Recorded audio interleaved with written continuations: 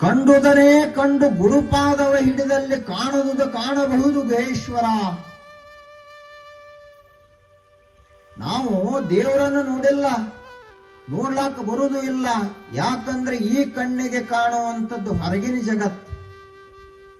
ದೇವರ ನಿರಾಕಾರ ನಿರ್ಗುಣ ಸ್ವರೂಪನಾದ ದೇವರದ ಅಂಥ ದೇವರನ್ನು ನೋಡಬೇಕಾದ್ರ ದೇವರ ರೂಪದಲ್ಲಿರುವ ದೇವದೂತರಾದ ಗುರುಗಳನ್ನ ನಾವು ಪೂಜಿಸಬೇಕು, ಗುರುಗಳಿಗೆ ಸೇವಾ ಮಾಡಬೇಕು, ಗುರುಪಾದವನ್ನು ಗಟ್ಟಿಯಾಗಿ ಹಿಡಿಬೇಕು. ಅವಾಗೇನಾಗ್ತದ? ಕಾಣದುದ ಕಾಣಬಹುದು.